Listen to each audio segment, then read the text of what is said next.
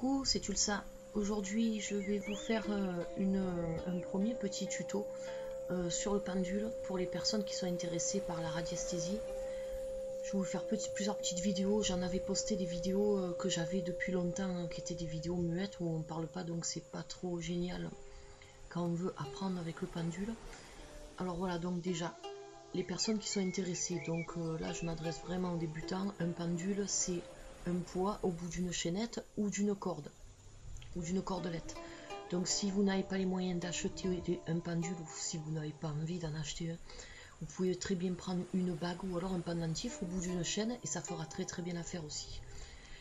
Alors déjà, comment choisir votre pendule? Alors contrairement à tout ce qui est écrit dans les livres, vous choisissez un pendule qui vous plaît. Voilà, il faut être attiré par votre objet, car ils vous disent de ne pas utiliser un pendule s'il est émetteur, récepteur, parce qu'il y a deux sortes de pendules, il y a des émetteurs et il y a des pendules récepteurs. Alors soi-disant, pour les débutants, c'est pas très bon, et patati patata de prendre certains pendules. Donc, ça, vous oubliez. Moi, j'ai toujours débuté, j'ai travaillé avec des pendules qui étaient soi-disant pas faits pour les débutants, et en fait, je m'en suis toujours très bien sortie. Donc, un pendule, c'est un poids au bout d'une chaînette et basta. Il n'y a pas de magie, il n'y a rien du tout dedans. Donc, vous pouvez très bien vous en servir. Alors, vous avez plusieurs sortes de pendules. Vous avez des pendules en métal, comme celui-ci par exemple. C'est du laiton. Ici, c'est du laiton aussi qui est recouvert avec une peinture. Vous avez des pendules en cristaux, en pierre semi-précieuse. Vous avez des pendules en bois. Puis vous avez plusieurs formes. Vous avez des sphériques. Vous avez des gouttes d'eau. Donc je vous avais fait une vidéo là où je vous présentais mes pendules là.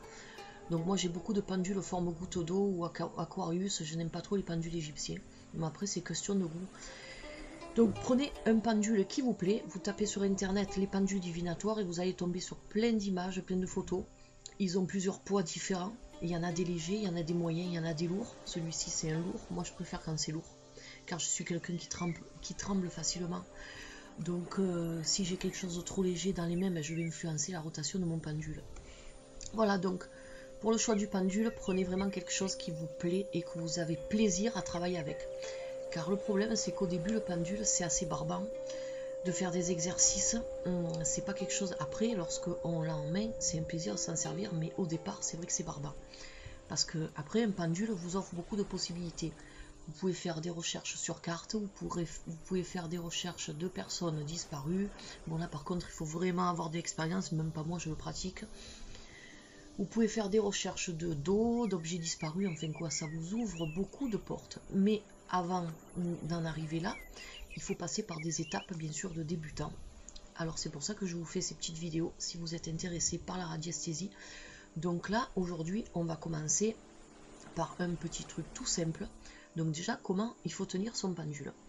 Alors un pendule, ça se tient entre les deux doigts, entre le pouce et l'index, je crois que c'est celui-ci là, je me rappelle jamais le nom des doigts, excusez-moi.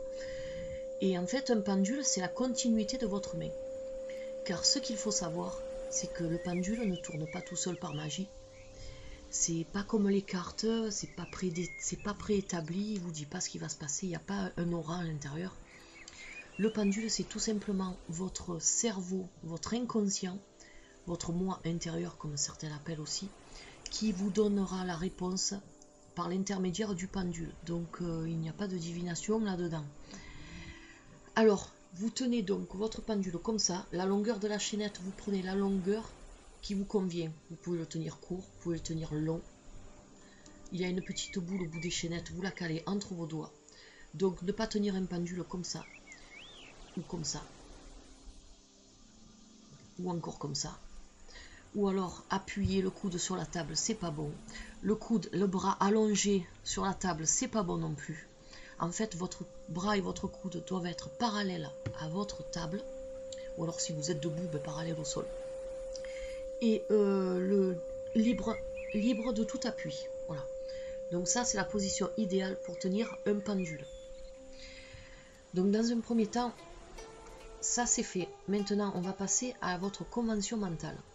Donc, lorsque vous faites l'acquisition d'un pendule, il va falloir que vous choisissiez votre convention mentale. C'est-à-dire que il va falloir lui demander de vous donner le sens du oui et le sens du non pour commencer. Alors moi, personnellement, ma convention mentale, donc je me mets au-dessus du vide sur ma table et je pose la question, donne-moi le oui, tout simplement. Donne-moi le oui. Et donc mon pendule tourne dans le sens des aiguilles d'une montre car c'est ma convention mentale. Mais il y a certaines personnes, ça peut être l'inverse. Il y a certaines personnes aussi, le pendule va osciller de haut en bas pour le oui. Donc ça dépend. Et je vais lui demander pareil, donne-moi le sens du non. Et comme vous voyez, il tourne dans le sens inverse des aiguilles d'une montre. Donc ma convention mentale est faite. Alors à savoir que la convention mentale, vous la faites qu'une fois. C'est-à-dire que même si après vous achetez d'autres pendules, la convention mentale sera toujours la même. Alors après, les diverses façons dont votre pendule va vous répondre. Alors il y a les rotations, donc dans le sens des aiguilles d'une montre, ça c'est moi qui le fais tourner exprès, ou dans le sens inverse. Il y a ce qu'on appelle les oscillations, donc de haut en bas, ou de bas en haut. Et vous avez aussi les oscillations en diagonale, comme ceci, de gauche à droite, ou comme ceci, de droite à gauche. Alors ça, c'est encore des choses différentes. Donc maintenant, vous allez demander donc, à votre pendule aussi, parce que des fois, lorsque vous allez poser des questions, votre pendule, au lieu de vous dire oui ou non, il va osciller comme ça, soit comme je vous ai montré là. Donc en fait, ça veut dire que votre pendule ne peut pas vous répondre. Donc pour savoir ce qu'il veut vous dire lorsqu'il oscille dans certains sens, vous allez faire votre convention mentale aussi pour, par exemple, souvent quand il oscille comme ça ou comme ça, c'est que votre question n'a pas été posée clairement ou alors a mal été posée ou alors il ne la comprend pas. Donc il va falloir demander donne-moi le sens lorsque je dois reposer la question. Et vous allez voir, voilà, moi c'est toujours comme ça que ça se passe. Lorsqu'il me demande de reposer ma question, c'est en diagonale de gauche à droite, ou de droite à gauche, comme ça. De gauche à droite, on va dire. Donc, après, vous allez lui demander de vous donner son sens lorsque vous voulez qu'il vous réponde plus tard. Enfin, lorsqu'il veut vous répondre plus tard. Par exemple, il ne peut pas vous répondre de suite. Donc, il faut lui demander le sens pour demander plus tard. Donc, quel est le sens pour demander une question plus tard? Et donc, vous voyez que moi, ma convention mentale, c'est tout droit, de haut en bas. Et ça, c'est tout le temps. Donc voilà, mais ça, vous pourrez le faire après. Vous n'êtes pas obligé de le faire dans les premiers exercices. Déjà, entraînez-vous avec les fiches. Et puis, que je vais vous montrer. Et ce sera beaucoup mieux. Voilà. Donc là, c'était vraiment le truc pour poser les questions pour votre convention mentale.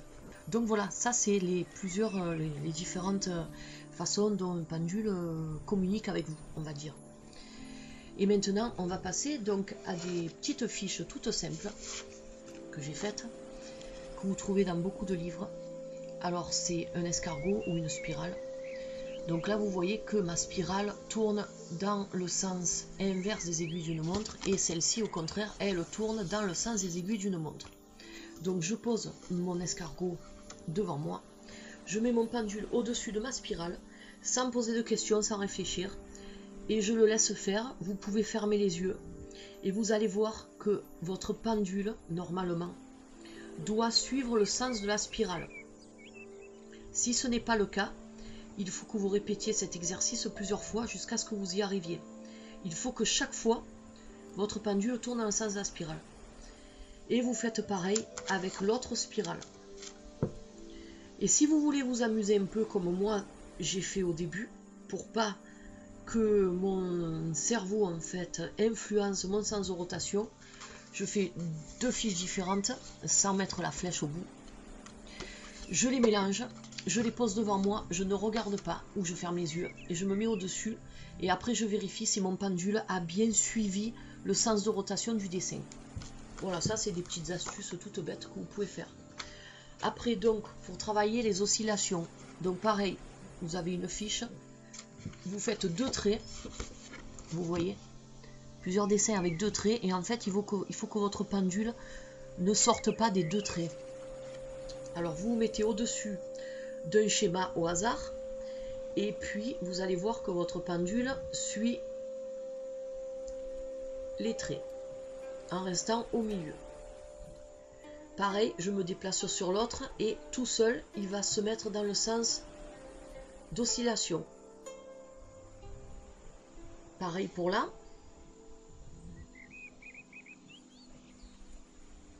Et si je déplace après au-dessus, il va suivre le sens de mon dessin. Donc ça paraît simple, mais en fait c'est pas si simple que ça, parce que l'influence que vous pouvez lui donner, ça c'est le plus dur au début, lorsqu'on est débutant. Ne pas influencer le pendule. C'est pour ça qu'il faut beaucoup s'entraîner. Donc voilà, ça c'était des petits exercices de base que je vous invite à travailler si vous êtes intéressé bien sûr par la radiesthésie. De toute façon, si vous regardez cette vidéo, c'est que ça vous intéressera. Et donc c'est très très simple et vous allez voir, ça demande de l'entraînement, de la patience, du travail, mais au final, après vous ne serez pas déçu par le résultat et vous ne serez pas déçu non plus par les réponses que peut vous donner votre pendule. Alors moi j'avais acheté, parce qu'il y a longtemps, j'avais un livre sur les pendules que j'ai perdu pendant un déménagement. Donc l'année dernière j'avais racheté celui-ci qui est très très bien, même si vous êtes débutant. Initiation à la pratique du pendule. Il vous explique tout. Donc vous avez, je vous l'avais montré l'autre fois dans une vidéo, donc comment tenir votre pendule, les bonnes positions. Vous avez les exercices justement d'entraînement que je vous ai fait. Je les cherche, excusez-moi. Voilà, ils sont là, vous voyez. Les flèches, les escargots.